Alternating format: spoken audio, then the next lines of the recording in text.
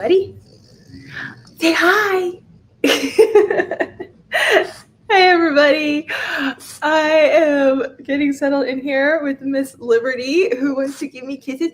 She's in my lap right now because my husband Mike, who moderates behind the scenes, he's on a phone call because we're getting appliances delivered. So we are currently orchestrating a few things at once right now, but I'm super excited to be here for our holiday helpline. We've got some really good questions today that came in.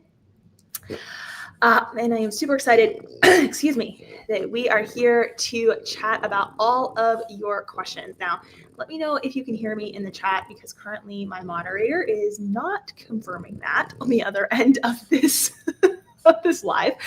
And Miss Liberty here wants to say hello to everybody. I'm gonna go ahead and pop you on the floor, even though I really want to keep you in my lap because it is chilly today. It's chilly today in Florida. Okay, I am just gonna give everyone a second here to pop on and make sure that we are streaming good and clear. Let me know if we're good in the comments. Can you make sure we're streaming good at that link, babe? I just want to make sure that everybody can hear and see us okay. So we live in Florida and we got a bit of a cold snap this week, and all of the cold air is like hanging out in sorry, I'm doing two things at once. It's hanging out in like our house, and so it's like chilly, and so we had the heat come on, and yeah, it's just like it's really chilly in here right now. So I feel like I'm kind of turning purple. So can you hear and see us okay? Yep. Sorry, I'm just literally checking that we have the right link. Yes. Okay, we do. Sorry, I was paranoid that I was at the wrong link for a second, and I was streaming the wrong live because I have a bunch of lives stacked on the back end, and I was kind of paranoid that I was at the wrong one. Okay, yay! We're gonna dive right into our questions here. This is our holiday helpline. I sent an email out to our entire community yesterday. I know a lot of us submitted questions with the intention of watching the replay, so I know there's gonna be a lot of people hopping on to the replay later, and I'm gonna answer these questions here. And before we started our live, my husband left this little gift on top of my computer. It's a little turtle, and he found it for me. I like turtles because we're building a house, and when we bought the house, not the house, the property, there was gopher turtles living on it, and so look at the cute little turtle. It says, "You're a turtly awesome wife. I shall always love you. A tiny turtle is here to always remind you." It's the cutest thing ever, right? And look at this little shell. It's adorable. I don't know. I just found it really cute. It made my day, so I had to share that with you guys. Okay. If you guys have any other questions that come up for you, this is meant to be kind of just a casual conversation where I'm going to answer some questions that were submitted. A lot of you are going to catch the replays, which is cool.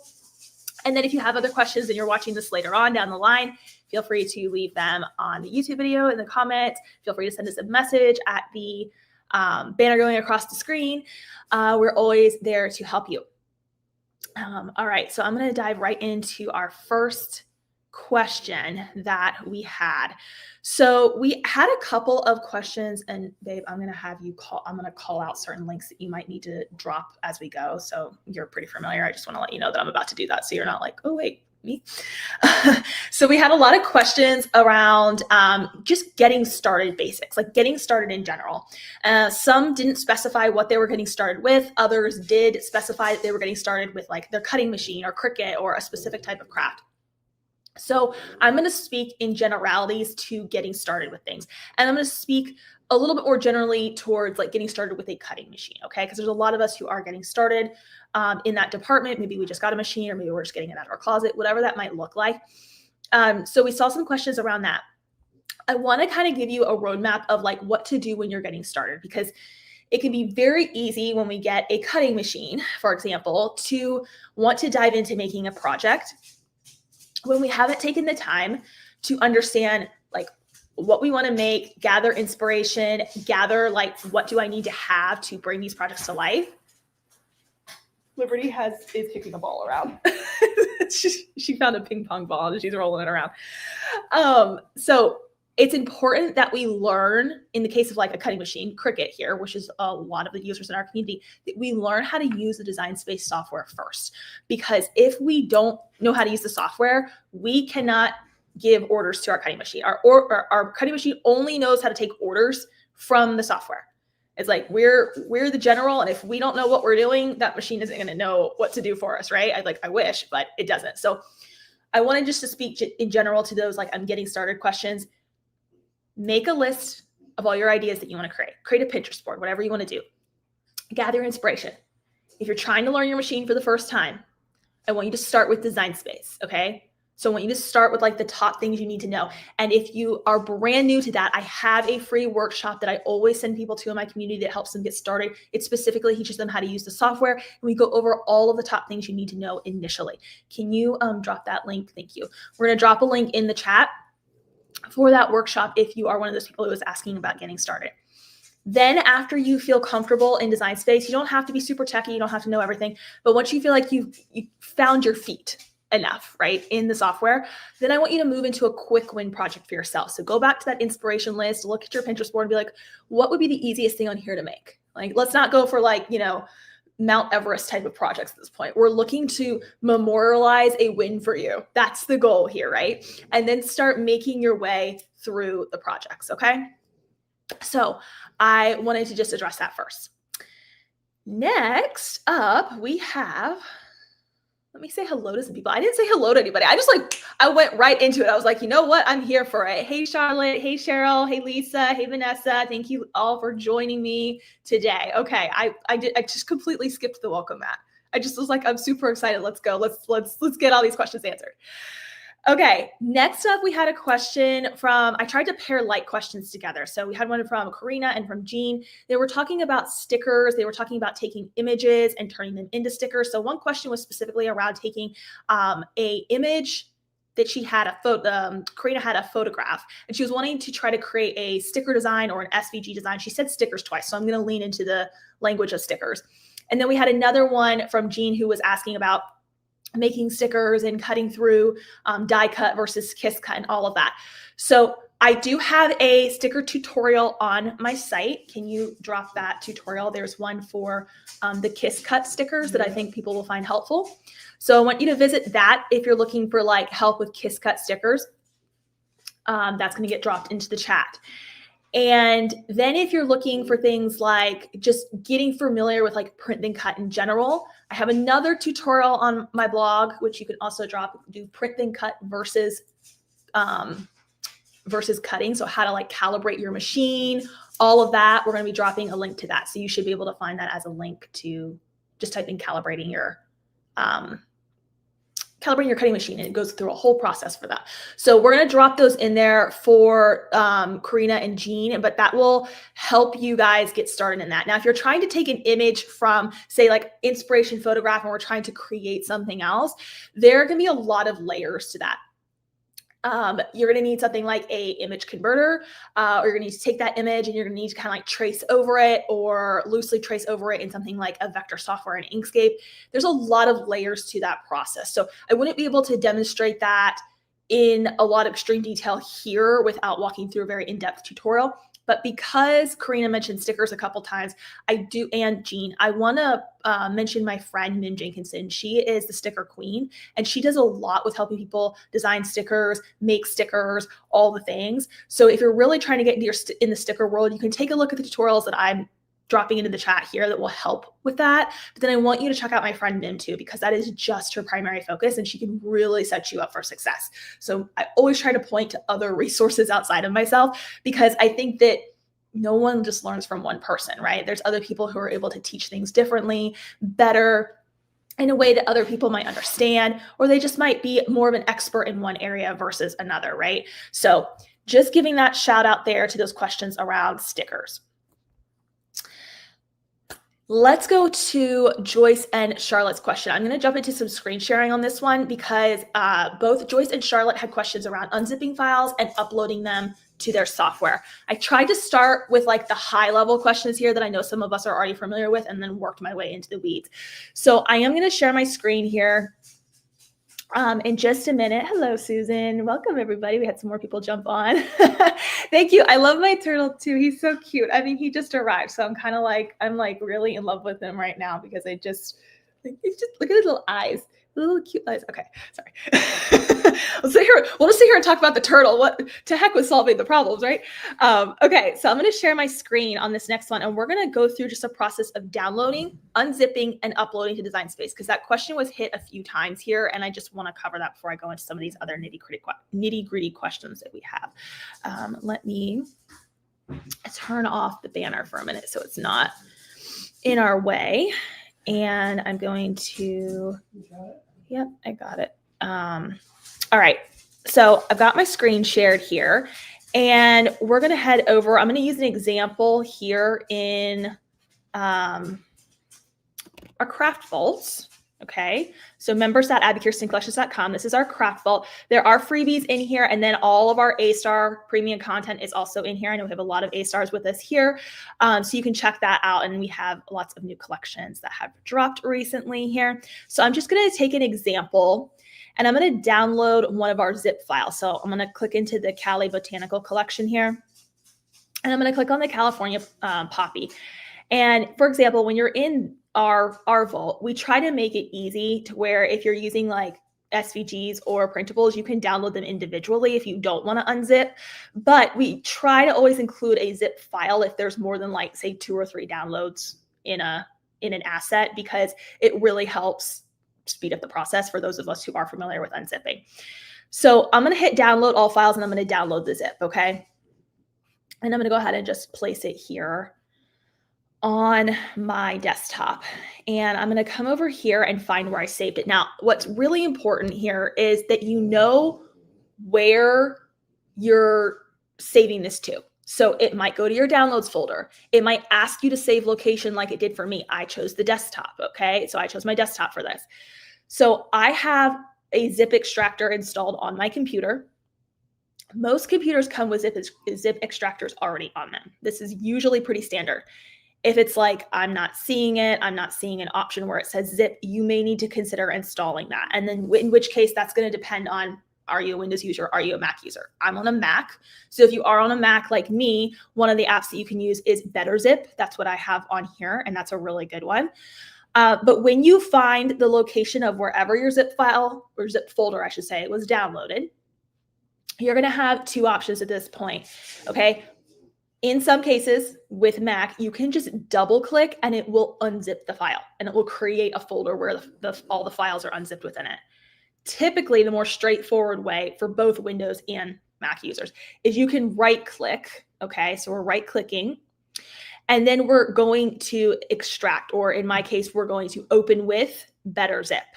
Okay, open with BetterZip.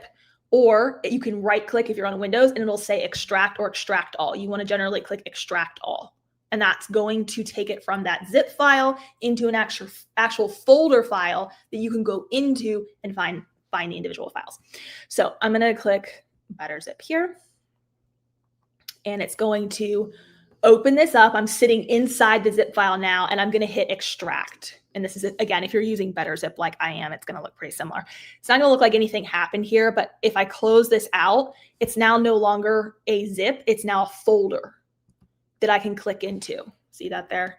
Now we have our individual files that we can see inside of this folder, and it's no longer a compressed zip file.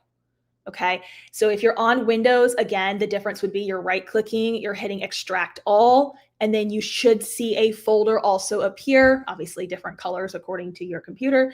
And when you click in it, then you'll see all of the different file types here.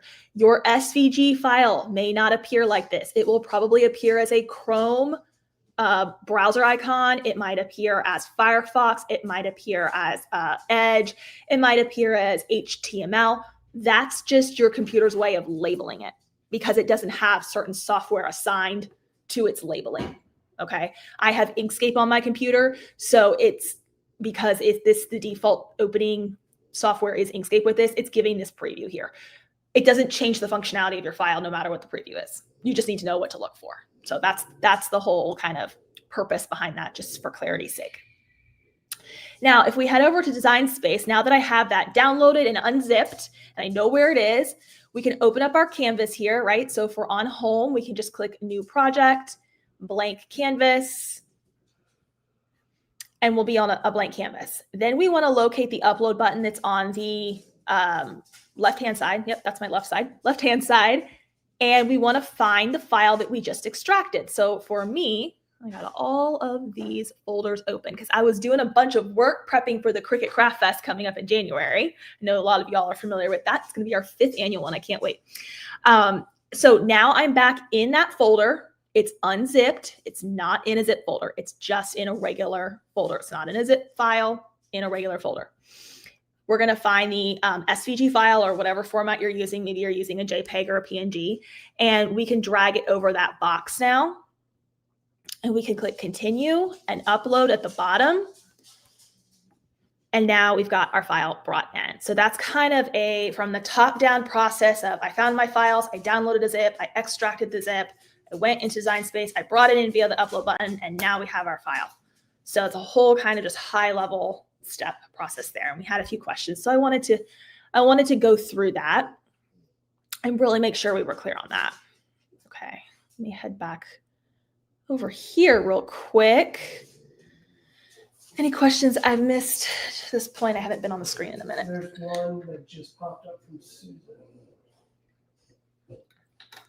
Okay, let me go take a peek. When you're in Design Space, do you group or attach to have it cut like you have it arranged? Yes, Susan. So grouping won't do anything. Grouping, the purpose of grouping is only to be able to scale or move something around collectively. That's the purpose of grouping, to move or scale something collectively as one collective. Attaching is when we hold that placement. So if you're wanting to keep maximize the space for your petals, if you're cutting out flower templates, let's say, if you want to maximize the surface area of a 12 by 12 sheet of cardstock, I would duplicate them. And then yes, I would attach them all together using that attach tool, so that when you're going to the cut screen, it's not shifting things and then you're not able to maximize that material. So yes, you're following the right frame of thought there. Hey, Cheryl from Nevada. Okay, let me go back to our list of questions there and move down to, we had two similar ones again from Kathleen and Elizabeth. So these were questions about more intricate cuts around vinyl, as well as troubleshooting weeding in general. So here's the thing. Anytime the specific question was about a car decal with intricate cuts and holographic vinyl around tech wrap. Are there other settings? Kathleen was having trouble with some of the tips pulling apart and they weren't cutting through, it sounds like, all of the way. Elizabeth was specifically having trouble with things tearing. So anytime there is something tearing, and one of them did note that they had a very clean, fresh blade, the first thing to always do is to check your blades and your mats. Okay, that's always step one. So it sounds like one of them here, Elizabeth, had already checked her blade. Great. I would advise anyone else to also check their blades. How long has it been since you've replaced them? Make sure you replace them. I mean, it's relative to how much you craft, right? But if we're seeing consistent issues starting to pop up, it's probably, and we know it's been a while, it's probably time to replace your blade. Mats are important too, and often underestimated. So if our mat is very well worn and there's no stickiness left to it, or it's bumpy and bent, you're going to create issues with tearing, because if the mat surface is not smooth, maybe it's been bent back a little bit or just been used so many times it's actually created surface is no longer smooth, you're going to end up with an unevenness to the surface area that it's cutting on, and it can cause tearing that way.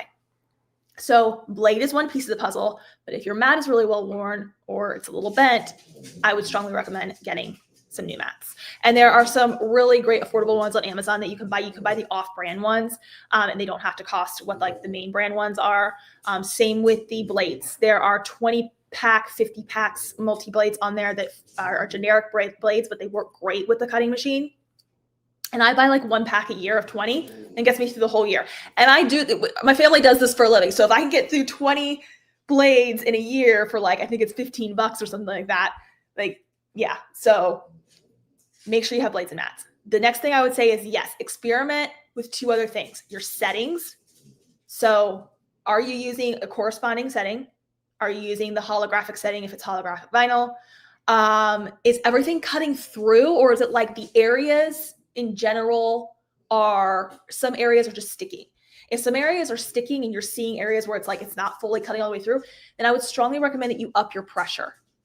So in Design Space, there is a nifty little tool. Let me just share my screen again here for you guys so that you can see it and I can be super helpful. I have to represent my screen because I think I clicked the X button off on the back end here. Okay, so in Design Space, no, don't feel like saving my project. We're going to live dangerously. Okay. If we go to connect to our machine, which is not turned on, turn on your machine. That's the important part. Do that first. Okay. Let me give this a second to connect here. It's probably going to say try again. Let's see if I get it right. Actually, I might just, yep, try again. Okay. It wasn't on the first time. That's not Design Space's fault. It was my fault.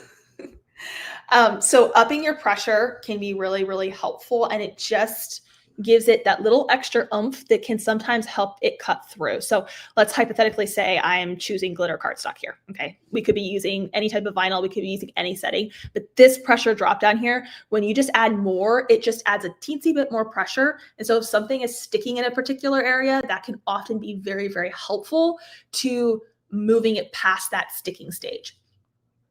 If you're dealing with things that are tearing, then I would look at the file. Like, have you tested other files? Sometimes it's the file. I know we don't want to hear that, but sometimes that particular file or how delicate the font is or a certain like delicate edge to a design, it can actually just be like, this isn't working out. Or maybe it's not the file, maybe it's the scale of the file. So if it's kind of small, then your machine does have limitations. I would love to say it doesn't, but it has limitations. So it can only do so much at a finite scale depending on the size. So try adjusting your size, try adjusting your pressure, try potentially a different material. I know some of this is experimentation, and I know that's sometimes not what we want to do, because what's happening here is that, sorry, my husband's talking to somebody, distracting me. What's happening here is that as much as I try to set everyone up for success so we can sit down and we can craft and we can just instantly be like, hey, that was perfect through and through. Everyone has to kind of learn the process for themselves, right? So what I do want you to do, here's the best keys to success. I want you to document what's working, okay? I'm actually going to be making a guide in 2026 for crafters to document like all of the tips and tricks that they're coming up with, because a lot of times I think we learn things, we forget things, we forget to use them in the moment. And so this is one of the best ways that you can avoid issues. And always do tests. Try to avoid like doing large cuts or large batching before you've done tests. Okay, I'll get off my soapbox now. All right. Cheryl asked, okay, so a question here on, do you know why sometimes I can drag and drop, but other times I can't and need to browse and locate the SVG instead?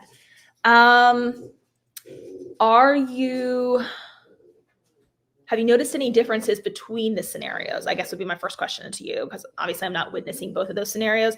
If you're dragging multiple files, that won't work. It has to be one file at a time. So I would say first make sure it's one file at a time.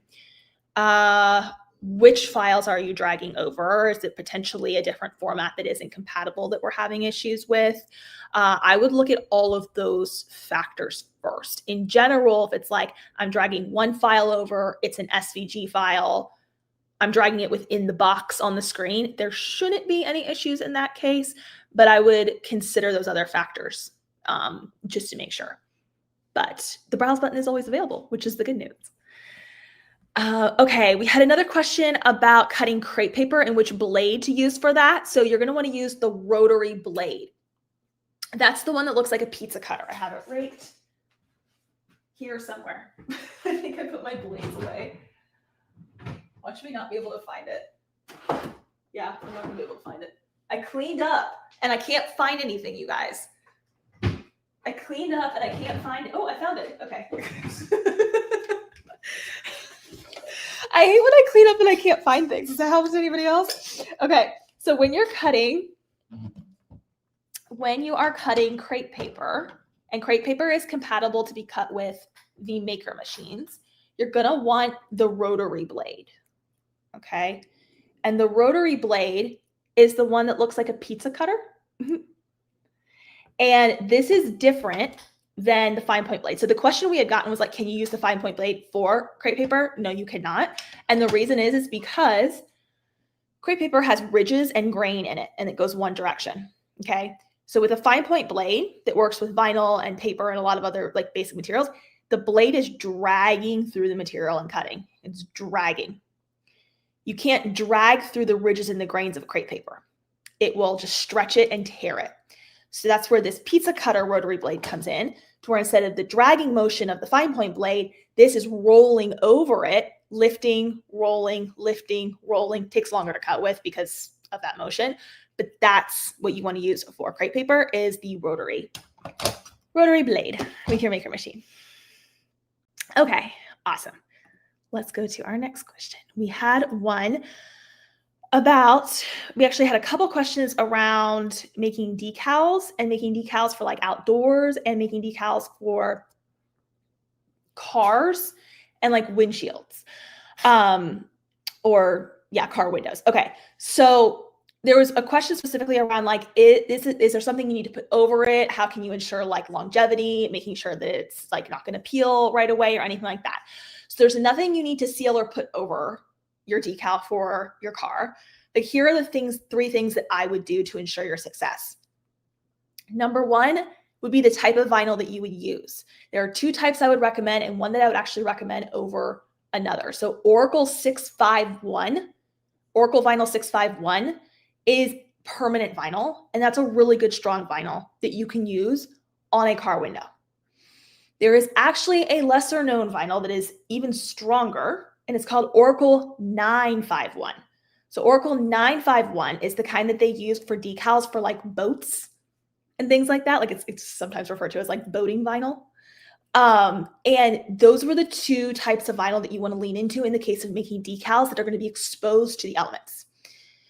Now, the key when you go to apply your vinyl to your car window is that you need to make sure that window is incredibly clean. So you're going to get a bucket of water and soap, and you're going to soak that spot really, really good. And you're going to rinse it really, really well. And you're going to wipe it with a paper towel to make sure it's really, really clean. And then you're going to take some rubbing alcohol after you've done the soaping step, and you're going to clean that whole area with the rubbing alcohol. And you're going to wipe that down or let it air dry. And then you're going to stick the decal to it, because half of the battle here with this is what kind of contact is that vinyl, no matter if you're using 651 or 951, what kind of contact is that vinyl making with the surface? And that's going to produce like the longevity here. Another thing would be to use like a really large vinyl scraper tool. So the burnishing tool that we use for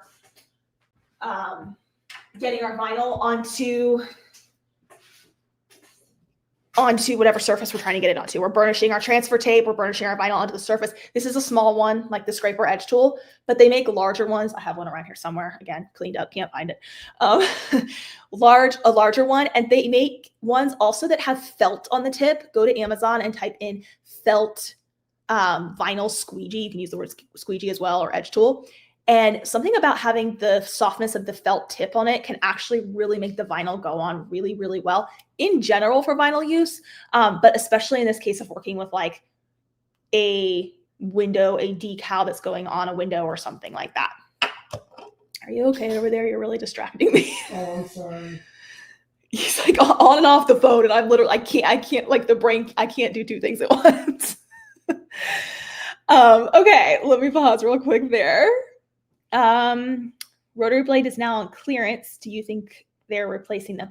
I don't know if they're replacing them or not, Cheryl. That's a really good question. I mean, I know that the Cricut Maker machines aren't going anywhere because they just released the Maker 4 this year. So it could be that maybe they're just clearancing out a amount of them to get like less in inventory. Sometimes they do that. If it's actually clearance from like a store itself, sometimes that's more of a inventory issue for individual stores. So it can depend. I'm not sure. If you're like me, that makes me want to go buy an extra one just in case. But I do still see them for sale like on Amazon and things like that where they're selling them normally. So could just be like some sort of like weird inventory clearance, but keep an eye on it. Keep us posted.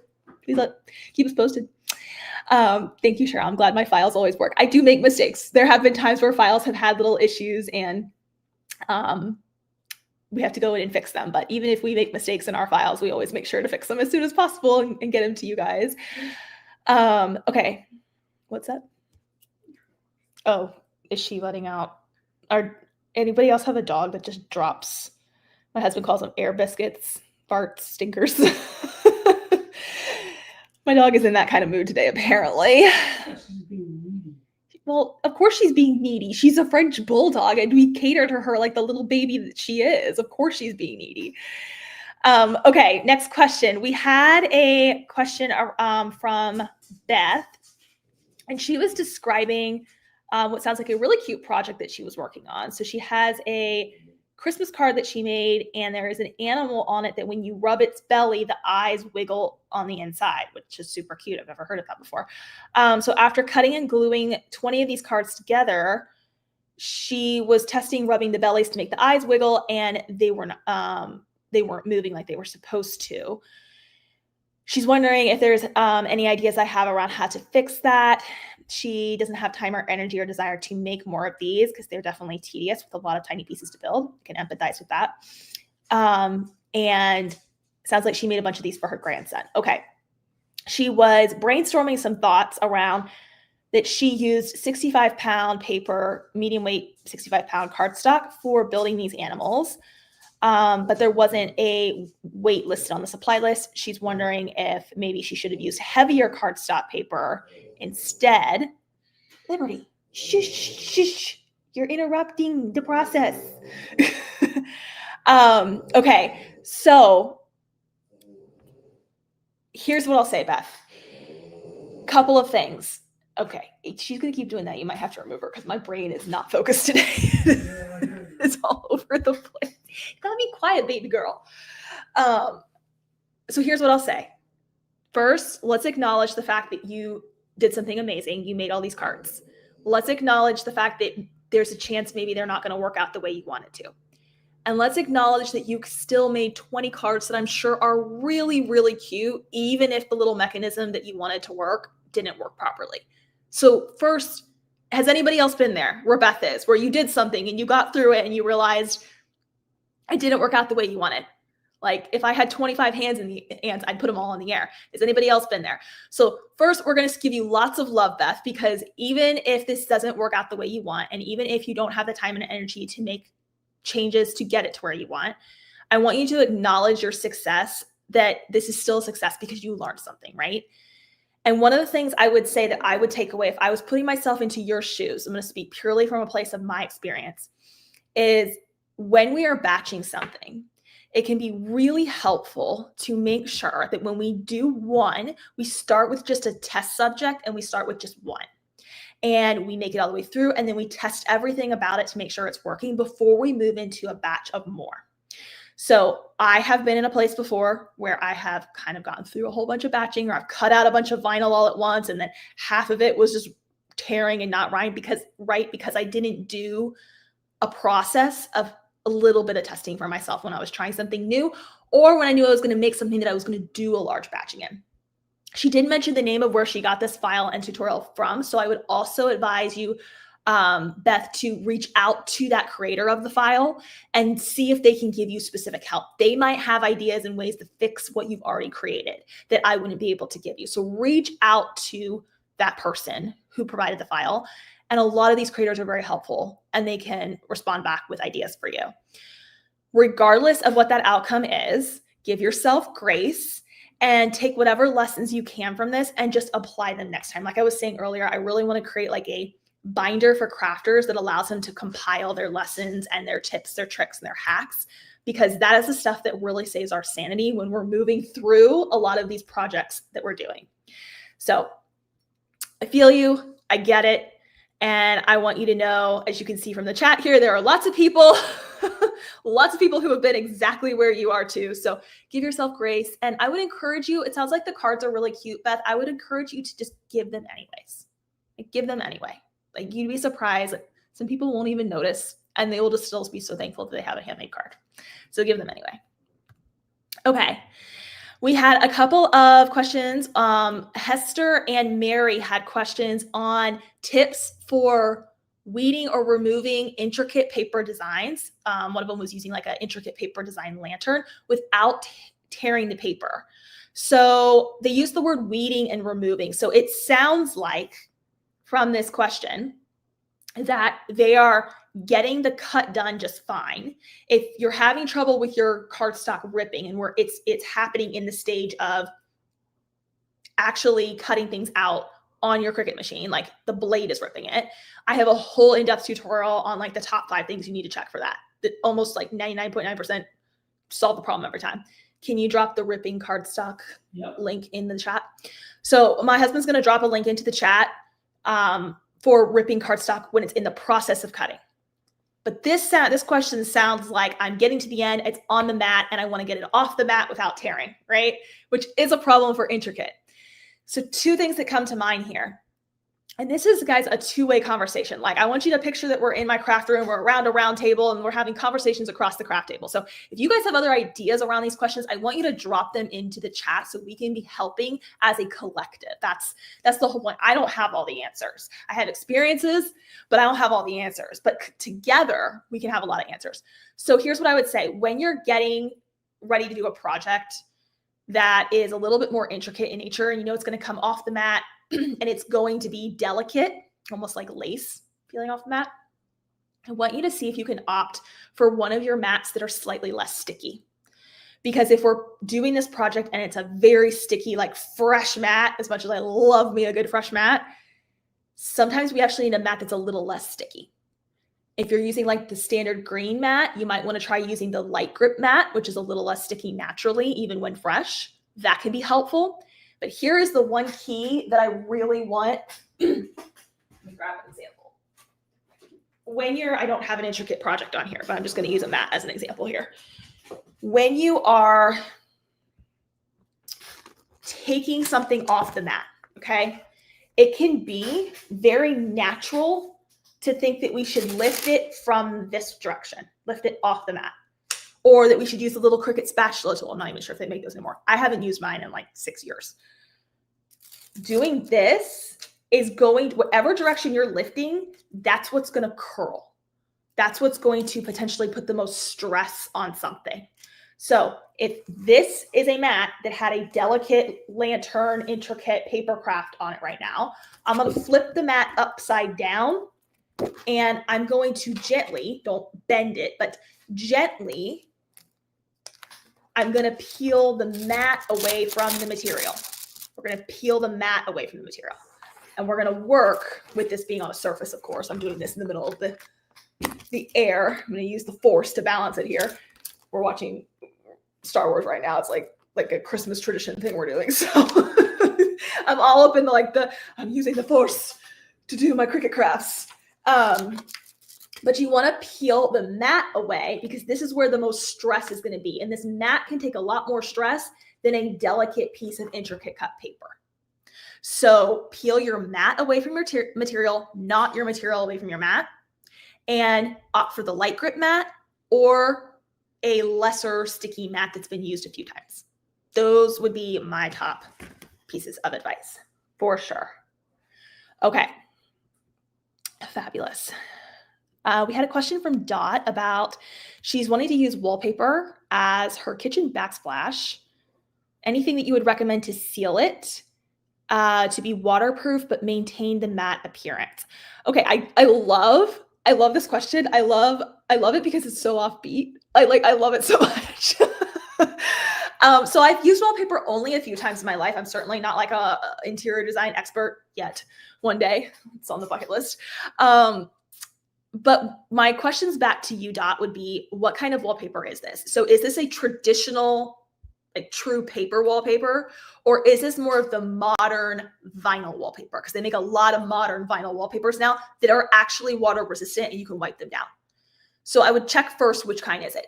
If it's not the kind that's resistant that you can just wipe off and it's the more traditional one, you can use like water-based decorator's varnish, and they make it in a flat or a satin finish. And this can be like a protective layer that you can put on or roll onto it. And it can help protect against like moisture and stains and that kind of stuff. Here's the key. You test this first. Test it first. So maybe you get like, I don't know, a piece of like wood or something that's just flat. Go ahead and put the wallpaper on it and then wait for it to dry, and then roll the varnish over the top of it and see how it looks before you do your whole kitchen and you roll your whole thing and then you're like, oh crap, it didn't work. So do a little test, save yourself some of that heartache and pain on the other side of that, and see how it works. I also would maybe potentially talk to, like, if you could talk to a local interior designer or even go into some like interior design groups on Facebook or community forums. I bet you would have people who would have a lot more other ideas in there too. Those would be my initial ideas for you. Okay. Maggie asks me, what method do you use to get your mats, the stickability back to your mats? And is there even such a thing? So yes, there is. There are two ways that you can get, I'm actually making a video on this right now. So this is such a great question. There are two ways you can get your mats sticky again, okay? I have stuff over here, I'll show you. The easiest thing that I like to do is to just use some dish soap. You can use Dawn. That's one of the more like popular ones. Use Dawn dish soap or a similar dish soap. Take your mats down. Well, first, before you go to the soaping, make sure you get any debris off your mat that you can with like your scraper edge tool, like get the big debris off of it. Then you can go rinse with warm water and scrub lightly, very lightly. Don't use like an abrasive brush or anything. Just use your hands with some dish soap. Rinse with warm water and then let them air dry. You're gonna need to give them time to dry. So that's option one, okay? And that can really help add a lot of stick back. Option two is to use some of LA's Totally Awesome spray. I'm actually making a video on testing these components right now. So use some of the Awesome spray, spray it onto the mat, let it sit for about 5 minutes or so, and then use your edge tool to scrape the gunk off of it and all of the spray. It'll look really icky. And then rinse it with warm water and let it air dry. So those are the two ways that you can do that. The main time I would say not to try and clean your mat is there's two things I always look for. If you scrape a mat really hard, depending on which brand you might use of mat, it can sometimes have a white underside to it where this coloring comes off. If you're seeing that, you can't restore it. It's done. There's no sticky left.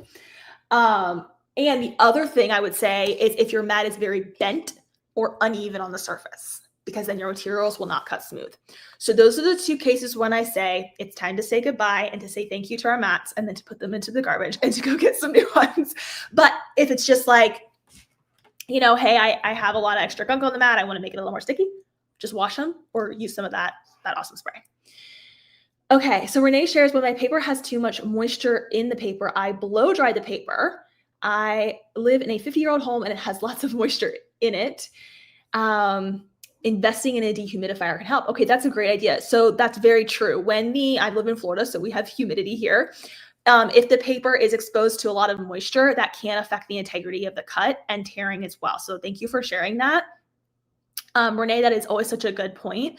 If you can store your paper in like plastic, like scrapbooking containers, like those big 12 by 12 ones where you can close them, that can help a lot just because they're not exposed to the openness of the air around as it, what Renee's saying here can still very much be applicable regardless, but the storage method can also really help with that too. So I love the idea of the blow dryer, and I love the idea of having a dehumidifier in your craft area to help with that. That's really helpful. And then Rachel says, I have wiped my mats with baby wipes to clean them. Yes, I think baby wipes are really great for like quick wipe downs. So yeah, keeping a package of baby wipes in your craft room can be really helpful too. If you're wanting to do like kind of a more deep clean, then I would still like go with the soap and water, and then I'd keep the baby wipes nearby for quick, like in the moment, like changes that you need to do. So they can make really good partners. Thank you for suggesting that. Okay, let's hop back into what our next question is here. We had some questions we had one from Shannon about reverse weeding. So she's tried reverse weeding before. She's watched some videos on it, but it never seemed to work really well for her. Any tips on reverse weeding? Okay, so I'm going to give some of my tips on reverse weeding. I don't do reverse weeding too often, but I've done it a few times to where I can offer a few general tips on it. If you guys have extra tips on reverse weeding, please drop them into the chat so that we can help Shannon. Okay, so when you are doing reverse weeding, for those of us who don't know what reverse weeding is, it is the process, if you're familiar with vinyl, and I don't have a project here to like demonstrate with, I don't think. When you have your liner and your vinyl is on it and you have your cut, normally what do? We peel off the excess first. We get rid of everything that isn't the pretty design, right? And then we take our weeding tool and we come in and we pluck out any of the little stuff in the middle. Reverse weeding is where you add the transfer tape, you cut your design, and then you add the transfer tape over the top of everything. So you haven't removed that excess yet. You haven't actually started the weeding process at all. You're just putting the transfer tape over everything you just cut and all of the excess vinyl that has not been weeded out yet. And then you would flip it over and you would start peeling back the vinyl from the transfer tape. Reverse weeding is super helpful if you're dealing with very intricate things. So it's not something I recommend in general, but if you're dealing with very intricate things. So one of the things that can be really helpful is making sure that scraper edge tool, and again, if you can use like a bigger one with like that felt edge that I mentioned earlier, that can be very helpful, but burnishing the front and the back. By the way, this works regardless if you're doing reverse weeding or not. These are good tips just to know, but burnishing the front and the back of it. A lot of times when we are working with vinyl, we'll put our burnishing tool or our scraper edge tool down and we'll just start burnishing the front of it, the design side up. We'll start burnishing the design side up. And we don't think to flip it over and actually do it from the back. But it's like a sandwich. You need to do both sides. Like you need to have both sides done for best results, okay? So before doing any kind of weeding, and especially with reverse weeding, burnish the front and the back. Then what I also see happen a lot is a lot of people will try to peel the liner away from the material, or I'm sorry, let me say that. A lot of people will try to pull the material away from the liner. You actually want to pick the liner up away from the material. So we're not lifting the transfer tape in the design, we're actually lifting the liner away. So flip it upside down so it's liner side up, and then I want you to peel the liner away. It's going to give you a lot more leverage and pressure and the motion of lifting the liner versus trying to lift the design. When you actually go to do your reverse weed, these things can actually make a huge difference in the success of things sticking. Now, depending on how tiny things are, because a lot of times we're doing tiny things with reverse weeding, depending on how tiny things are, there can still sometimes be things that get left behind. And I wish there was like a one size, like, yep, this works no matter what. But every now and then, if there's something like a little dot stuck in there, like the dot to an eye, you might have to take a weeding tool and kind of push it out and stick it back down with your finger. But reverse weeding can still be helpful in general. It really can depend on the design. I will say that it can really, really depend on the design. So I would think about just those different considerations. Okay. Amazing. Let's go to our next one here. We have, okay.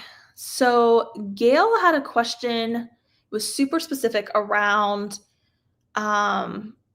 She's trying to import 2 shapes into Design Space, and her goal is to cut out shapes onto fabric. And these shapes are from a quilt pattern. So she's scanning the page as a PDF. She's opening it into Inkscape and exporting it as an SVG. Okay, so she's scanning the page as a PDF and opening it in Inkscape and exporting it as an SVG. When I try to import it into Design Space, I can't seem to do it correctly. Okay, so I did read this question beforehand. I would ask for clarity around what are you doing once you bring the PDF into Inkscape? Because depending on how what's happening in that process there, like I can't see the file, there may need to be a conversion process happening inside of Inkscape. Like sometimes you can get where you can actually open the PDF and the PDF can open in Inkscape and it is a vector. Like it can actually take it right into vector mode. That is possible in some cases, but it could also greatly depend on what you're dealing with in terms of what is in the PDF. Because when you're saying scanned, a lot of times scanned is more image based. Like the rendering is image based. And so if we're bringing anything that's like image based into Inkscape, we can't just drop it into Inkscape and then save it as an SVG. It's not going to convert it into vector. There's actually a process you have to do in Inkscape to convert it, then save it as an SVG, then bring it into Design Space. So I'm not sure if that was the process that was being followed here or not, but I would look at, that's the thing that's jumping out to me in this question. I would look at the component of, are we actually going through a conversion process in Inkscape? Because if not, that might be the missing step that is not getting it to come in and import the way you want into Design Space. So I would look at that first. Okay. Deborah said, over a year ago, my Cricut stopped seeing my scoring wheel. It can tell the difference between the regular blades and like the knife blade. So the scanner in the machine seems to be working. I have bought a new scoring wheel and there was no difference. I was on the phone with Cricut trying to figure it out. They made suggestions, but it didn't make any difference to the problem. They did have me put in the knife blade to see that it could see it, but nobody can seem to have any idea why the scoring wheel isn't being seen or isn't being read by the machine. Okay, so I haven't heard of this before. I'm not sure what the Cricut rep walked you through. I'm certainly not a Cricut rep. I just happen to use the equipment a lot and I usually can find my way around. But first off, that sounds frustrating and I'm sorry you're going through that. I understand when it's frustrating when things like that don't work. It sounds like you're doing everything right. If Cricut didn't walk you through doing a full uninstall of Design Space, a firmware update of your machine, I'm not sure. I assume they would have walked you through those things, but if they didn't walk you through uninstalling Design Space, doing a firmware update on your machine, all of that, I would make sure those steps have been done. Do a full computer reboot when you're reinstalling Design Space, all of those things, and take it from there. Give that a try. If you're like, okay, I've done all that and I still can't get any results, I would encourage you to buy a very inexpensive scoring stylus instead of the scoring wheel. And I know that that stinks because it's like, well, we have our scoring wheel, we want to use it, right, with our maker machine. But the scoring stylus, I actually prefer the scoring stylus to the scoring wheel, unpopular opinion.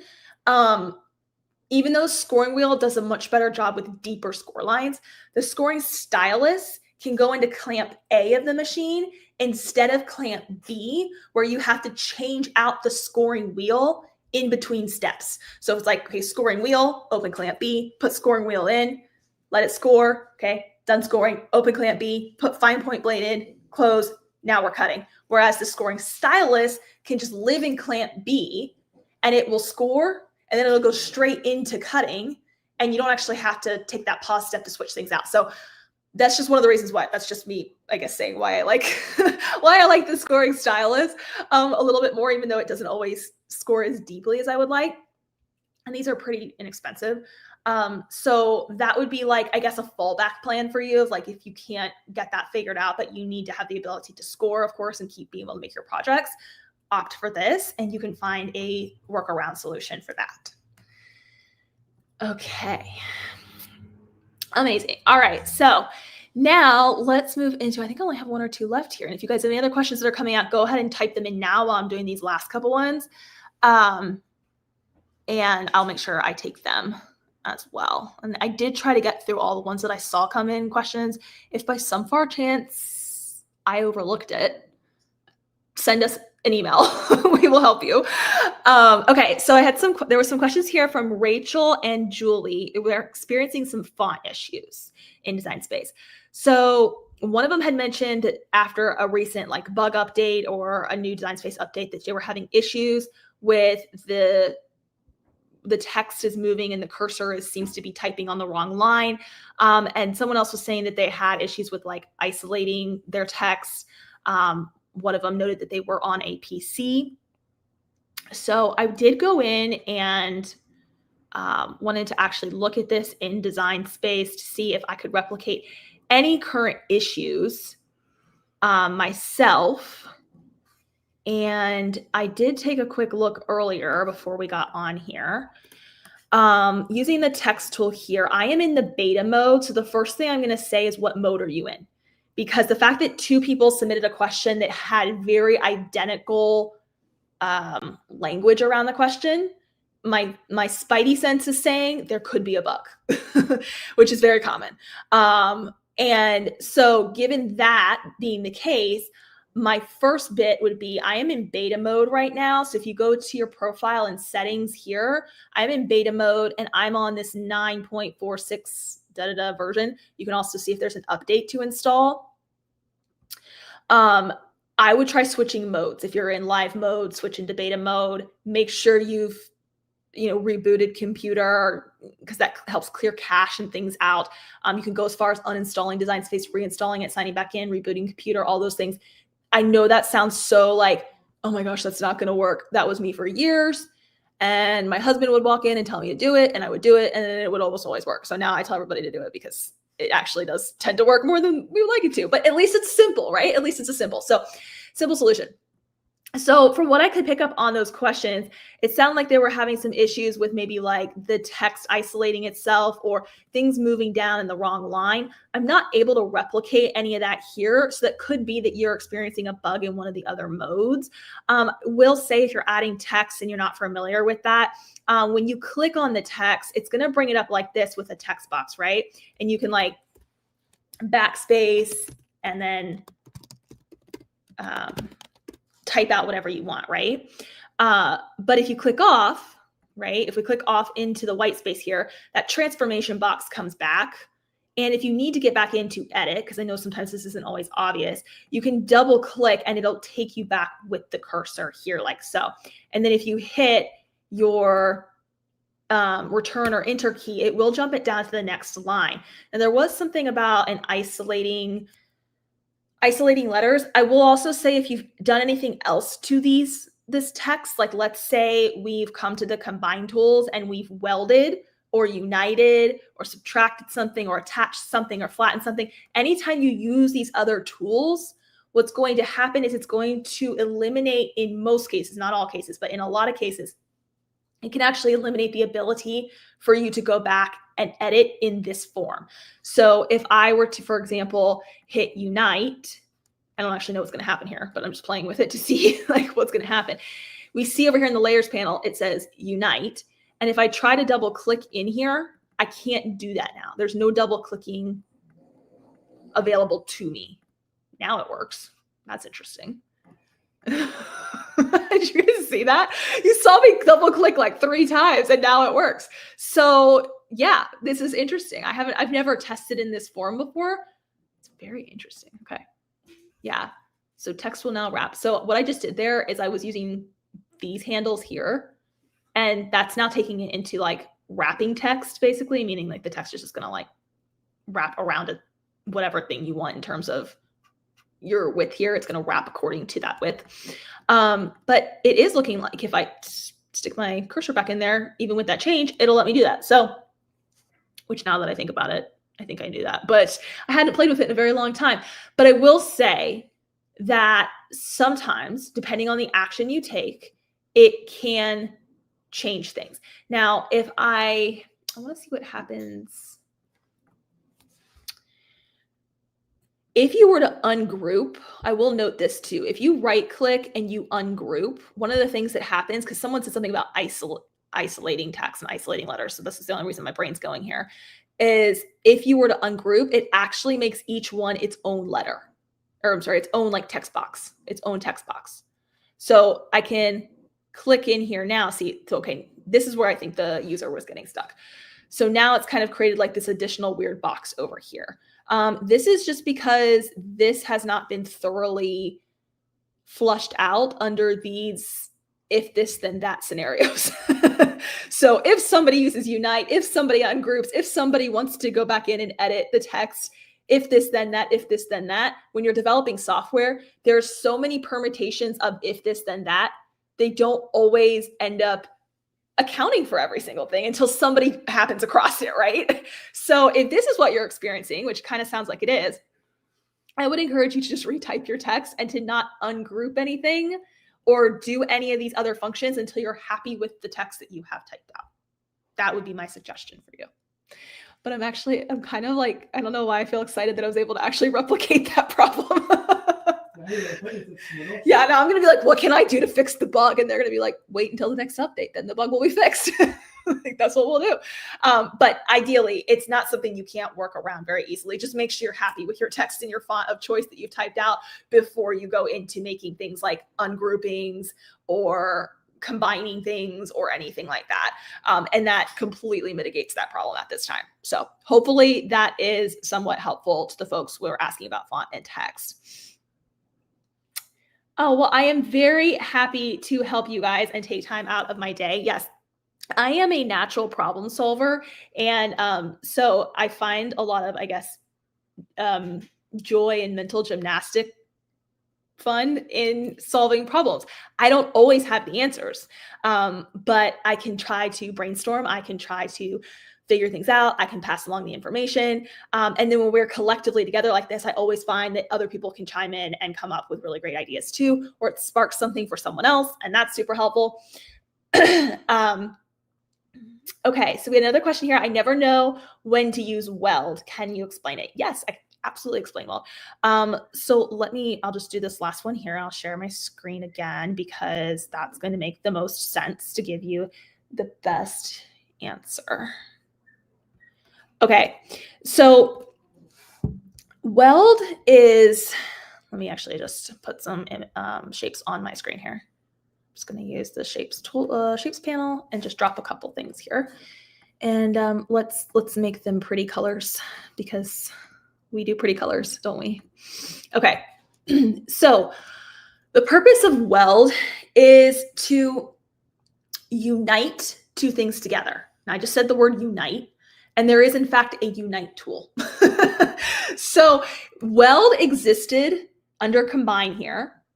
Weld existed long before they got their little helpful definition. Merge two or more separate shapes into a single shape. So weld and unite are the same thing, you guys. The difference is that unite can be undone. Weld, once you have executed the weld, you've moved so many steps beyond and we can no longer hit undo, and we've closed the project out, you can't undo weld. Okay, so it's basically the fashion of just like, I know this is permanent. But let's say we actually want to weld something for whatever reason. Maybe we're wanting to create, I don't know, like a border or something like that. And we want to weld objects together to eliminate overlapping cut lines. So we have these two hearts that are overlapping here. And we want to eliminate that overlapping cut line. We want it to be together. So we can do this with weld or unite, okay? So with the top one here, I'll click combine, I'll click weld, okay? And with the bottom one, I'll click combine and I'll click unite. Exact same result. The difference is, look in the layers panel, it says weld result, okay? That's it, just weld result. It's the top one. Or we have unite. And you see this little arrow here. And if you click on it, both of the two hearts that were separate from each other once can still be brought back and be separated with the unite tool later on. So it's really a question with weld of, do I know for sure this is going to be permanent and I don't want to have these sub layers happening over here? Go ahead and use weld. and be done with it. But if like, I think I might need to undo this later on. I'm losing my voice. I might need to undo this later on, then use Unite. And anytime you want to undo it, you can just come back to combine and you can hit undo Unite and it will revert it back to its original 2 separate pieces. But that's not possible with Weld once it's done, unless you were to just hit the back button a few times and take it back. The thing is once you save and close a project, the undo button becomes you can't undo when you reopen a project later on. Like it can only be undone in the moment, if that makes sense. Weld is honestly, to me, something that is a little outdated now that the Unite tool has been added into Design Space, which was added, I think, maybe like 2 years ago now. I think they keep it because it's familiar. It does give that functionality of permanence if that's what you're looking for, which you can also do with Unite, I will add as well. So for example, if we wanted to get to the same end goal with Unite as we could with Weld in one click, you could actually come to combine and hit Unite, get this result. And then let's say we want to make it permanent like Weld, you can come to combine and you can just hit merge layers. And that makes it as permanent as the Weld results. Like it can't be undone now once we close the project out. So there's ways to still get there. Weld is more just like a one-click way to get there, if that makes sense. Let me know if that answered your question. I hope that answered your question. I understood. My husband says he understood. Hopefully that means I was on the right track. Yes, my pleasure. Do I ever use Weld or do I always use Unite? I pretty much now just stick with Unite for the most part because I know that I have the freedom and flexibility to go back and forth when I need to. There are exceptions that I use Weld where it's like, I know for certain that like this has to be this way in the project, so I'm going to weld it and I'm just going to leave it because I know I'm never going to need it to be separate again. You might run into exceptions like that, like perhaps a text design. Maybe there's a text where you want the cursive overlapping and you want it to be seamless in the overlap. You might go ahead and weld that and be like, I can't ever see a reason why I'm going to want the welding to be apart because we're not ever going to separate the letters out from the word, right? So there might be examples like that. But when in doubt, just use Unite and then you can undo it anytime that you want. I'm so glad that helped you. Okay, this has been loads of fun, you guys. I'm really happy to like get together and do these Q&As. I just kind of think of it as like if we're sitting in a craft room together and we're chatting about things that come up for us, right? But crafting is not meant to be done like alone. It's not like we like to do it on our alone time. We like to kind of have our space when we're in the middle of it. We like to have our podcast on or our favorite audiobook or whatever, homework movie in the background. But when we get in these moments of like having questions, keep a list of questions. And when we do these talks, when we do these chats, which we try to do quarterly and sometimes a little more often depending on what's dropping in updates and software, then you can drop them here and we can figure them out together and I can offer my insights and then others will come with their insights as well, which I think is really important. And then that's how we support each other and we all keep creating more and more importantly, creating with joy as opposed to frustration, which is not the purpose of crafting. The purpose of crafting is to have fun and to be joyful in the process and to be joyful even when it does not turn out the way we want. Because that is going to happen. It is going to happen. I promise you. It is inevitable. It's inevitable. I feel like what is that character? Oh, from Marvel, is it Thanos? He's like, I am inevitable. The Marvel movies where Thanos is like, I am inevitable. Like mistakes are inevitable, my friends. They are going to happen, but we can move through the mistakes so much faster when we work together as a community and as a collective. And then we can find a lot of joy and laughter kind of in the mistakes as well and help others along the way. Okay, this has been lovely, my friends. If you haven't yet popped back into A-Stars, if you haven't yet popped back into the Craft Vault, checked out some of all of the holiday projects in there, make sure you do that. Head over to members.abbykirstencollections.com. Check them out. I want to see your projects. Make sure you're posting in our Facebook group. Send us an email if you have questions. Send us an email if you're not on Facebook with your project. We have a whole channel where we keep all of your beautiful projects and stories that you send into us.